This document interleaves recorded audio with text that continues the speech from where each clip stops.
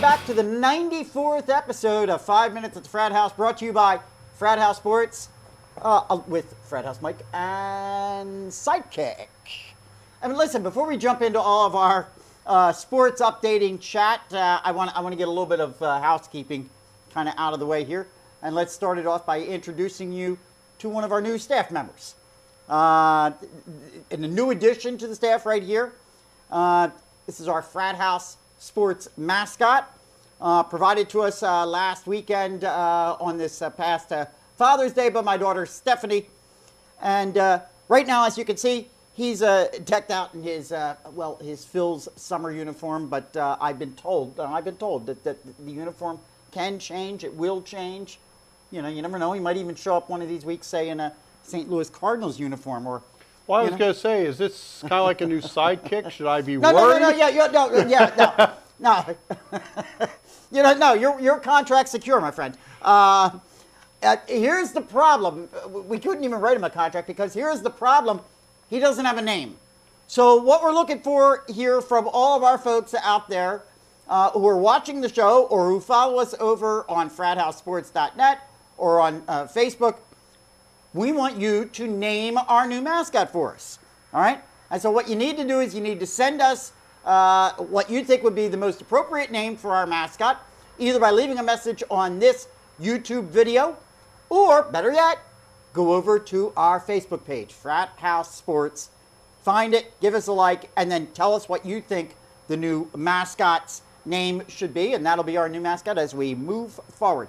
And we might do this for a couple weeks. He has beautiful hair. He does have beautiful hair. Look at that. It's absolutely very nice. I've also been told he might actually have some speaking parts in the near future. Well, is it a he or a she? Or are we saying it can go either? It's up to the, I will leave that up to the fan base. Yes, they may determine the name of. It's androgynous or whatever they call that. I'll be whatever you want me to be. But we will not accept Danica. No Danicas, please. Yes, no Danicas. Those votes will be thrown out immediately. Listen, the other thing, too, is you might remember that at the end of last week's show, we showed you our new Frat House Sports stickers. Look, everything's all starting to come together, huh? You getting the idea here? Yep. All being brought to you by Frat House Sports. We showed you our new stickers. And if you would like to have one of those, all you got to do is drop us a line and let us know where to send it. Best way to do that, again, go to the Facebook page. That's the best way to communicate with us. Yep. Send us a note and let us know that you want one, and we'll send one out to you. We're not charging you anything. It's completely for free. We'll just send one over to you. And for those that already have, like Scott up in Massachusetts and Robin down there in Tennessee, they're in the mail. I already sent them out, so you'll be getting them. All I ask is this: once you get one, you got to take a pic of it. Let us know where it is. All right, get a picture of it. Let us know where you displayed it, and post that picture up on our Facebook page. And then what I want to do is I want to get these out in every single state in the country. I thought that would be really. There's a goal. That's our goal. We want to see one of these from every state in the country. And what we're talking about this going on. Yes, it's 80 days until the start of the NFL regular season, which means. Guess what else is coming up? Our second anniversary. Yes. Our second anniversary show is only 11 weeks away. And I'm glad you brought that up because that's why all this cool stuff that we're kind of introducing to you here as we go baby steps. We don't want to shock everybody. Yeah. Big announcements are coming. Big things are coming. All right. You just got to sit tight. Big things here tonight, though. We're going to start the show off a little bit differently this evening, as we're going to, let's start it off with the NBA, because we've got ourselves a Game 7, something that doesn't happen too often in the NBA. In fact, this is only the 5th one in the past 25 years that we've got a Game 7 going on in the NBA Finals. Absolutely, positively, as we well know, the last game of the season now. I mean, it being the last. So how did is this an elimination game? This would be an elimination game, my friend, yes. This is a championship elimination game. Yep. But the question is, was Tuesday night an elimination game?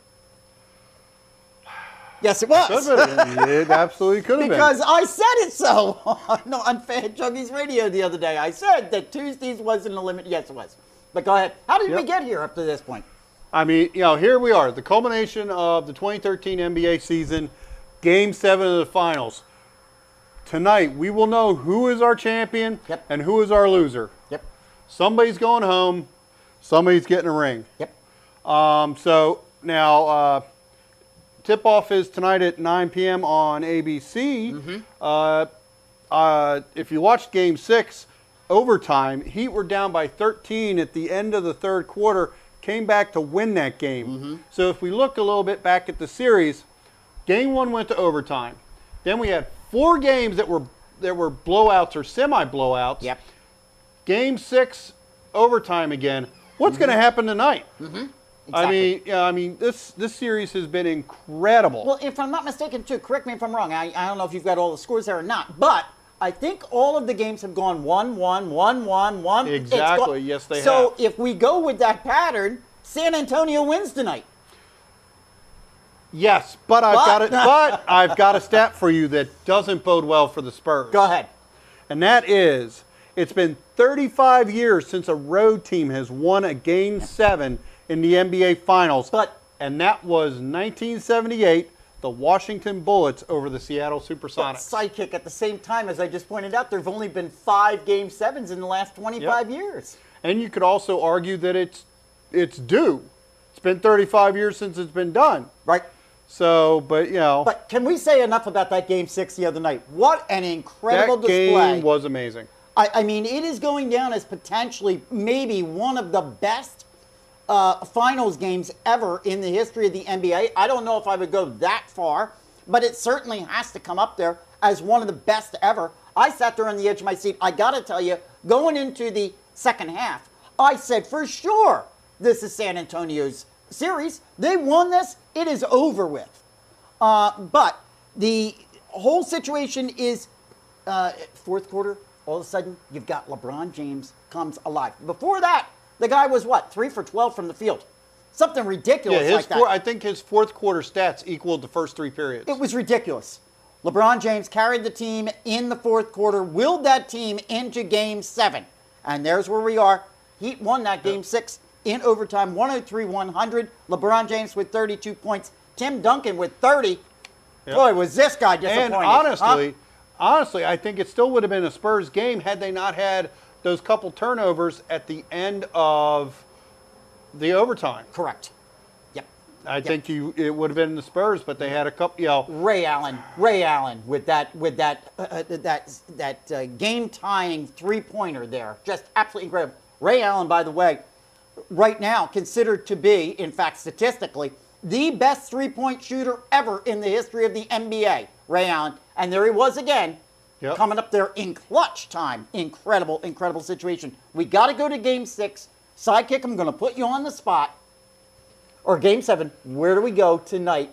Who's winning this thing? I mean, a lot of people are... I got to tell you, I'm for one. I'm going to throw it right out there. I said it the other day on Frat Junkies Radio. Yep. How do you come back from a loss like that one? They had the yellow tape going up ready to give them the trophy. The yellow tape was going up. They thought it was over with. How do you come back, just emotionally from a loss like that to win in Game 7? I don't think it was that. I think it was a hard fought game. But I don't think it was a letdown by any stretch of the imagination. It wasn't like they've got blown out. It was a hotly contested game. Right. Through the whole thing. I mean, yes, at the end of the third period, the Heat were down by 13 points. But it wasn't like it was a blowout either way. Mm-hmm. I think it was a strong game on by both teams. Mm-hmm. So I can't see either team. I think the Heat may have a little bit of a puffy chest, because they were able to pull that off, and it was an elimination game for them. Right. But I don't see any kind of letdown by the Spurs. Yep. So what do you think at this point right now? I mean, apparently going into this game right now, the Heat are favored by 6, maybe a little bit less than that. Where do you have it going? What do you think? If we go back 2 weeks, remember I said that the Heat were going to sweep. Because I didn't want to jinx the Spurs. I'm going to go with the Spurs. I want to see the Spurs win tonight. I don't want to see the Heat repeat. I'm hoping I don't jinx them. Right. Because I so bad the other night wanted to sit there and start, going on Facebook and posting about the Spurs. I said no, because if I do, it's going to jinx them. They'll lose the game. Yep. So I'm hoping that I didn't jinx the Spurs by saying that I want to see the Spurs Well, win. I, for one, I got to tell you, I think I said it last week. My heart is with the Spurs. My head says Heat, Game 7. It's at home. I know that they haven't won 2 in a row yet in this finals, but I think tonight might be the night. So, but you can bet 9 o'clock I'm going to be there for that tip-off, and I'm going to be watching all the way through. I live for this shit! Oh, yes, indeed I do. Okay. Let's get back on track. What do you say, literally? And let's take it to the Michigan International Speedway, and that puts us back on track. For last week's Quicken Loans 400, and Sidekick, why don't you do us all a favor and just let us know who won the race, huh? Since you seemed to call it last week. Yep, that would be Mr. Greg And Biffle. we had to hear about it on Facebook, so go right ahead and let everybody know who won that race. Greg Well, Biffle won. Second place was Kevin Harvick. Martin Truex Jr. came in third. Kyle Busch came in fourth. Tony Stewart came in fifth. And the best finish by a female. We have a top 15 Yeah, how about finish. that one? How about that one? 13th. How about that one? Danica, you're doing all right. Oh, no, sure, that's right. You can't name it. But Tony Stewart, third week in a row, we're talking about Tony Stewart. How about that one? Huh? All right. Yep, I'm not done. Actually, I'm not done talking about Tony Stewart. I'll get back to We're Tony Stewart. going to get to that right after we go over the leaderboard. Let's take a look at that. How did MIS affect this leaderboard? Well, Johnson continues to hold on the number 1 spot. He's dropping down a little bit. Last week I was saying he was making some space, but now it's just 31 points ahead of number 2, Carl Edwards. Clint Boyer stays in number 3. Kevin Harvick, as you pointed out, moves up to number 4. Yep. 3-time winner Matt Kenseth breaks the top 5 and holds on to and gets into that number 5 spot. Who else is trending? What else you got? Well, the trenders, the biggest losers for the week were Jeff Gordon, who had that crash with Bobby and Labonte in the beginning of the race, so he dropped 5 spots. Yep. And then Kurt Busch dropped 5 spots. Yep. Biggest movers of the week were Martin Truex Jr. up 4 and Jeff Burton up 4. Yep. Also, Stewart moved up another 2 spots this week. That's 9 spots over the last 3 weeks. He's now in 10th place. 10th, and he's not in the wild card. That's not a exactly. wild He's card. in 10th now. Right. So here you go with our midseason mover, and that's Tony Stewart, and we've been bringing his name up week after week. Do we bring him up again next week? We'll see. All right, there you go. That's what happened out at Michigan. Last week, we didn't get to this story, and that's the story of Jason Leffler, who died in a sprint car on a dirt track, actually locally to us here at Bridgeport Speedway in New Jersey. In fact, they medevaced him to Crozier Chester Hospital, which is not far from here, where he unfortunately periled. His vehicle, he was driving on dirt track in one of the sprint cars, hit the wall head on. 37-year-old NASCAR driver who had run 56 races in the NASCAR Truck Series, 73 races in the Sprint Cup Series, 294 races in the Nationwide Series over 12 years. He was kind of a Tony Stewart type character from the standpoint he wasn't afraid to get behind the wheel of anything, literally. In fact, he even had 3 races behind the wheel of an Indy car. Yep. The question I guess I throw out to you, Sidekick, is recognizing that the sprint cars do not have near the safety features that we see obviously in NASCAR, in all the NASCAR series. Running one of these types of races, one of these sprint car, dirt track sort of things, is this an advisable situation for any of the drivers, particularly professional drivers? And I would consider Leffler a professional driver. And then the other question I throw out, when does NASCAR just say no to the whole moonlighting concept? I understand the whole thing. Drivers aren't unionized. There's no union there. These guys are under contract. I understand all that. Is this really a smart thing? Well, my question I was going to come back to you with, when we were talking about the segment about should Leffler have been on the track or not, right, was why shouldn't he have been on the track? You know, he was racing this weekend. Just so you, you know, since some of our followers may not exactly know everything about Leffler, he hasn't had a NASCAR ride since 2011. In some respects, now, right, go ahead. Or he hasn't had a full-time ride since 2011. Right. Now, he was at Pocono. He finished last place. He was a starting park at Pocono. And he's had, you know, a handful of, you know, Jets. NASCAR, you know, rides over the past 2 years. But, you know, also some backup history on Jason is he is a single father with a 5-year-old. Yes. Now, since he doesn't have a NASCAR ride, he was racing. I know. You know, they said the winner of that race got $7,000. That's so what he he was has to shooting make. for. You know, it's not like he had a contract. You know, like a Tony Stewart, where you know he's doing his track racing, you know, dirt track racing and stuff, and potentially, you know, risk, you know, giving himself more risk than he should be. But you know, basically, this was how he was, you know, making his earning now, because he did, you know, he didn't have that NASCAR ride. But though, now to get on to the safety side of it, one thing about the local tracks is they're not governed by NASCAR. You know, they're independently owned. You know, NASCAR, you've got basically, you know, you've got 2 majority owners of tracks, and you've got 3 tracks that each have their own independent owners. So there's some sort of, plus, you know, NASCAR oversees the tracks as well. The local tracks don't have that. The local tracks don't have money to put in things like safer barrier. Some of the NASCAR tracks don't even have the money to put safer barriers in. Unfortunately, this is a kind of risk. Brad Keselowski said this week, this sport has a way of being really, really mean sometimes. You always assume risk when you get behind the wheel. You assume a much higher level of risk when you get behind the wheel at a local track. Now, also, one thing they were talking about was in Jason's case, he had he was wearing a neck and head restraint designed to protect from frontal impacts and not side impacts. Right. What he died from was blunt force neck injury caused by a whip-type motion as his car hit the wall and then slammed down onto its side. Correct. Since 2001 in NASCAR, with the passing of Dale Earnhardt Sr., they've had the Hans devices. Hans devices are not required in these dirt track sprint cars. Right. Not to be confused with Sprint Cup. Right. And what they're saying is, you know, like Tony Stewart does a lot of dirt track racing, but the seat that he sits in is a seat similar to what the NASCAR drivers sit in. And it's kind of up to the car owner and the drivers.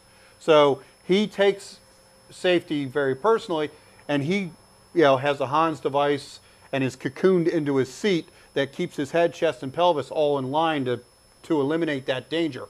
Unfortunately, Jason didn't have that for whatever reason. And, you know, and we've seen several deaths this year on the dirt track circuit. Just as I think 2 months ago we had another death, 2 deaths actually at the same track. So, you know, while it's one of those things where it's risky, you know, I think it needs to be looked at, and there needs to be some sort of safety improvements done, but without, you know, a governing body per se or something like that. I think it's going to be difficult to get that at the local level. I agree with you. So unfortunately, it's and sad. as I stated on Fan Junkies Radio, at the risk of sounding insensitive to what occurred with Jason Leffler, I just bring the situation up. That's all. I just raise it as an issue. Obviously, both Sidekick and I are big motorsports fans, and that is the last thing most motorsports fans want to see in any arena. So our sympathy out to the Leffler folks and the family and, of course, his son that's left behind. Yeah.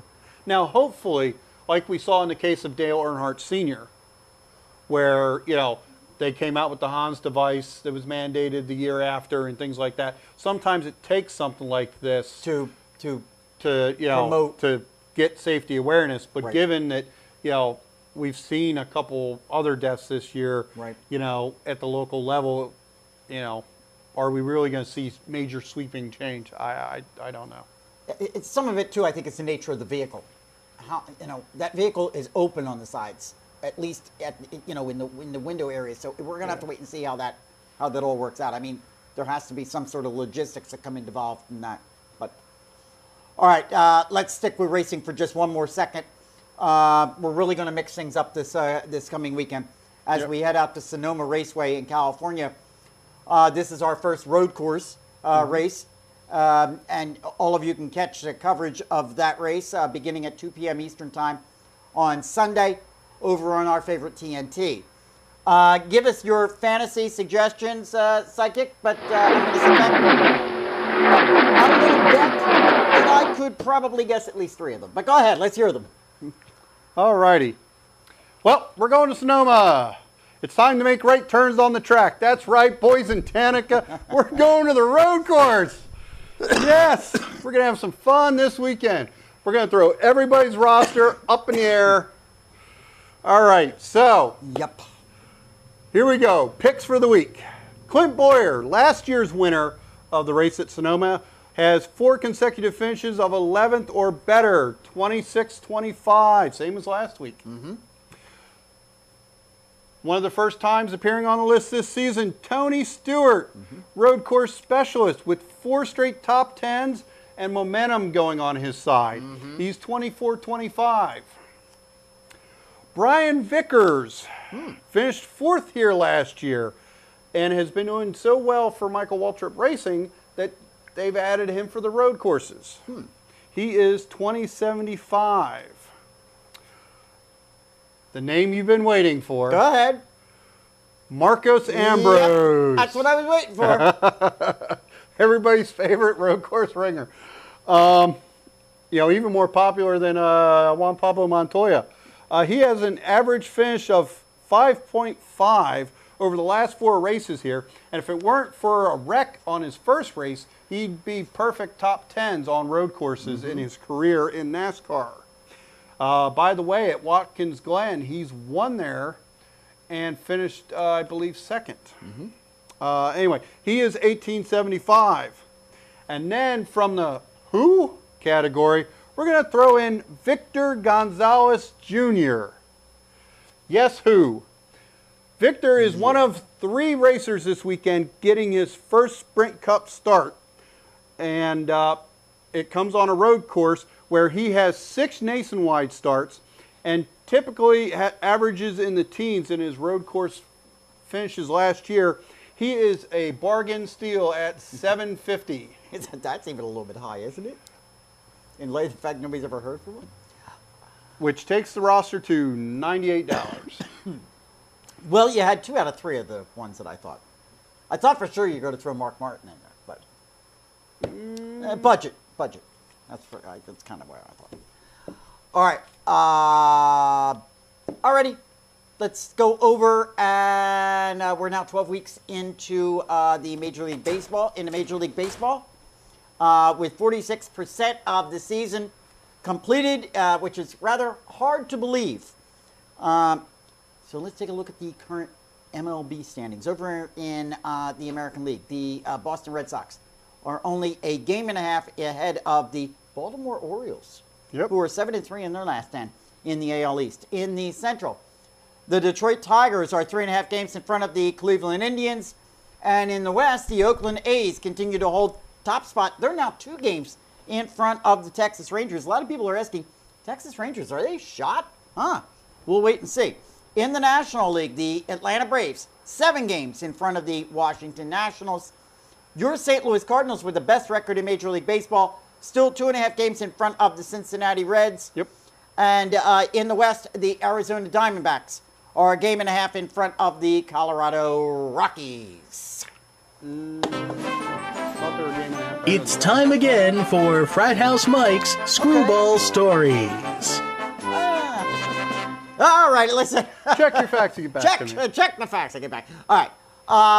Listen, here we go. Everybody's favorite summertime Frat House Sports segment. That's our Screw Stories in Baseball. We're just kind of flying by the seat of our pants here tonight. Gotta ask a question. Would it come as a surprise to you, Sidekick, that Tigers manager Jim Leland has been known to, tip a few back? Did that come as a surprise to you? Well, I don't know about you guys, but I need a drink. Yeah. No. I heard he's in second place in the league in doubles. Yeah, we're going to get to that. Nope.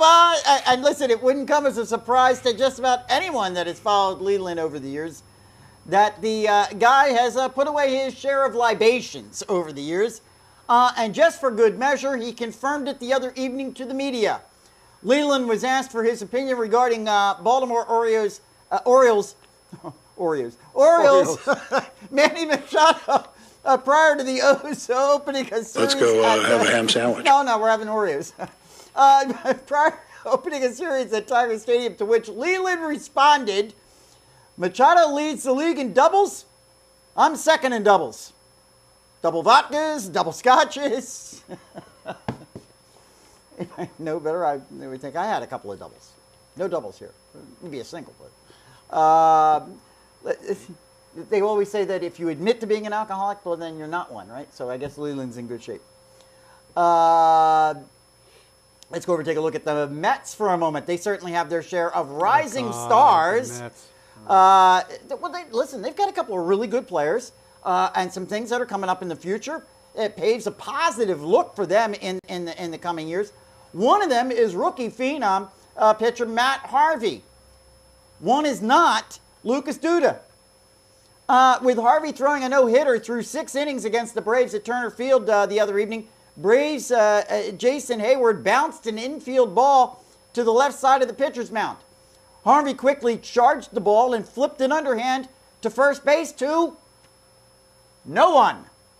Duda showed up on the scene at first base just seconds later to watch the ball roll away and Hayward get the first Braves base hit of the game. There seems to be no sign of intelligent life anywhere. No. Smooth move, X-Lax. No steak dinners from Harvey after the game for his teammates. You can bet on that one.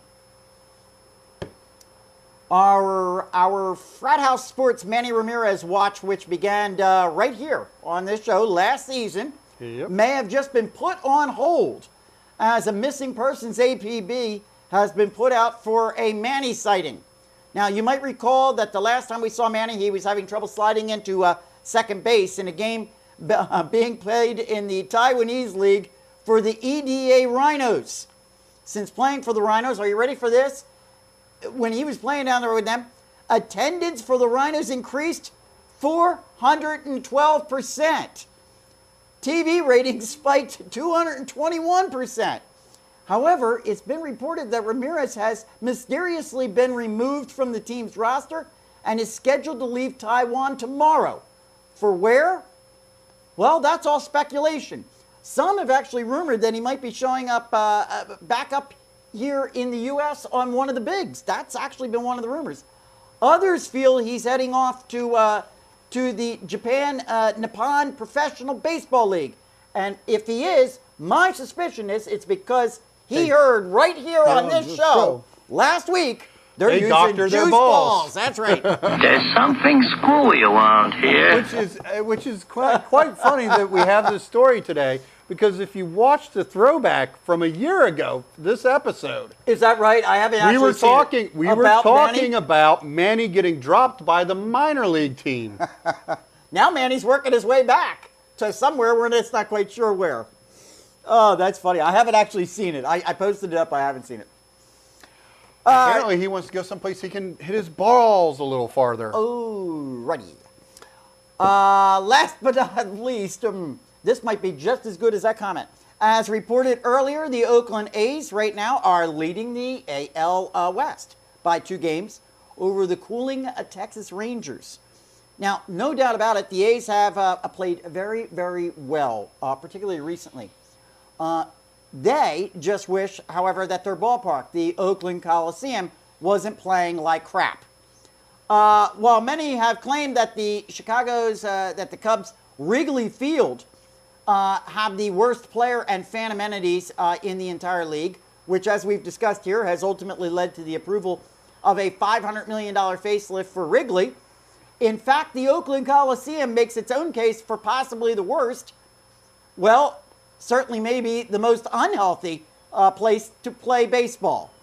The other day, both the A's and visiting Seattle Mariners players had to share locker room and shower facilities in the Oakland Raiders clubhouse as a result of a major raw sewage backup and spill that infected both the home and visitors club facilities. Don't drop the soap. The sewage spill, now mind you, also shut down numerous restaurants in and around the clubhouse locations. Team owner Lou Wolf said, "This is not the first time we've encountered this problem. It's been a continuing problem. We're sitting in a 46-year-old venue in an economic situation where the joint partners, these are the folks that own Oakland Coliseum, are the City of Oakland and Alameda County, don't have the funds to maintain the facility. It's not up to us to maintain it." In fact, he's correct. Both the Raiders and the Athletics have no obligation to maintain that facility. They pay their rent, they pay their lease, and that's it. Both the City of Oakland and Alameda County have been firm about the fact that they will maintain the facility. They're not doing a very good job. Well, I would advise against ordering shit on a shingle. Actually, you might get a good order. Well, never mind. You might get a good order of that, though. All right. All right, there's our screwy stories for this week. Some of them a little distasteful. It's a little unpalatable. We're going to run through the frozen ponds real quick, much to this gentleman's desire over here, because there's not a heck of a lot to update you about. But kind of a little bit of irony going on here a little bit.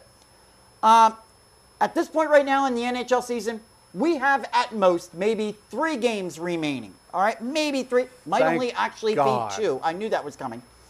As last night, the number 1 seed in the West, Chicago Blackhawks, tied the finals 2-2 against the number 4 seed Boston Bruins, who have been playing very, very well. This series has been a matchup of 2 goaltenders, all right, between Tuukka Rask and Crawford. Incredible, incredible job. Now the series swings back to Chicago for Game 5 on Saturday. Despite what this gentleman might say, you can't deny the entertainment factor of the NHL playoffs, and particularly these finals, as 3 out of 4 of the games played so far have ended in sudden death overtime, including last night's. So, here's the deal. This is what's really interesting, and I think actually a little bit kind of, maybe might be one-time historic. Next week at this time, when we return in week 95 here on 5 Minutes at the Frat House, we'll be opening the show with congratulations to 2 new champions. One in the NBA, as we've got Game 7 scheduled for this evening, and the second in the NHL, with Game 7, if it's needed, being scheduled for next Wednesday evening. One way or another, we've got 2 new champions next week. The last NHL update of the season. And won't be long before you'll be having to be forced to give them for next season. Well, next year, I said next year I'll I'll report next year. All right, Sidekick, listen. As a matter of fact, once the season's over, you'll talk about the off-season. You'll talk about the off-season. So after we do the next episode, from that point on, I will talk about hockey. All right. So you apparently had yourself a pretty kind of neat little 5 minutes outside the Frat House experience. Yes, I did. Monday night. Why don't you tell us a little bit about that? Monday night, I went to the Philadelphia Union team dinner that was held downtown at the Brazilian Steakhouse Fogo de Chao. Yep. Where I got to have dinner with various members of the union, along with other people that were there. I was fortunate. I got to sit at a table with Jack McInerney, who is the MLS Player of the Month for the 2nd consecutive month. But I also was able to get in a picture with John Hackworth, our head coach. Very nice. So got to get a couple pictures and handed out a lot of our stickers, I hope. Yeah, you got to move those around there. Yeah. Business cards. Oh, there you go. Got new ones in the works. Because we got new stuff coming, which we're waiting to give you the announcement on. Nice job. One more bit of housekeeping this week, and that's our Frat House Sports Facebook post of the week. which has a football flavor again to it this week. And again, it's the same team, unfortunately. Last week, you might remember, talking about Tim Tebow and the New England Patriots. This week, albeit the details are still developing and forthcoming, and we've kind of reserved any judgment on this this evening until everything kind of gets fleshed out. But it was the post that I put up on Tuesday with regard to the breaking news on that evening about New England Patriots tight end Aaron Hernandez, who at that point was being questioned by Massachusetts police authorities in connection to a homicide. More information has come out about this over the last 48 hours. I'm not going to get into all of it, but at this point right now, there's still no definitive resolve one way or another with regard to Hernandez. Actually, I have some breaking news on the case. Go ahead. Apparently, it was Colonel Mustard in the library with the candlestick. Unfortunately, I'm going to be honest with you. I have a tendency to frequently take a sit-tight approach on this sort of thing, particularly in this era of fast-moving information, frequently disinformation that gets out there via social media, via Twitter, Facebook, all those other ways of getting things out. So my attitude is just sit tight. We know this much. He's been talked to, and he's under investigation, and that's where I'm going to leave it at this point. All right, but nonetheless, as a result of that, it got the most views on our Facebook page, as one might expect. We'd rather correctly report the facts than to be the first one on the street. I'm not interested in that, really. So. But anyhow, do me a favor, please keep the posts coming and the comments to our posts coming, and make sure, as I pointed out at the top of the show, use our Facebook page to communicate with us. Yep. Let us know what to name our mascot. Let us know whether you want one of our stickers. I'll get it over to you. Real quick in closing, let's make sure everybody remembers, make sure you get over and check out fanjunkies.net. All right, where sports meets social networking. All right, I've been talking about it for over a year, so I don't need to go into any more about it. If you want to know about that, go check one of the previous shows. fanjunkies.net. Get over there, sign up. It's completely free. And follow Jonathan and I Monday, Wednesday, and Friday right there. Fan Junkies Radio over on Blog Talk Radio. And then, of course, my buddies up in Boston, Sports Blogger Radio, which is going live right now as we speak, 8 p.m. over on Fan Junkies Radio Network. And then I'm there at 1 p.m. on Saturdays with Frat House Saturday, rebroadcasting this show.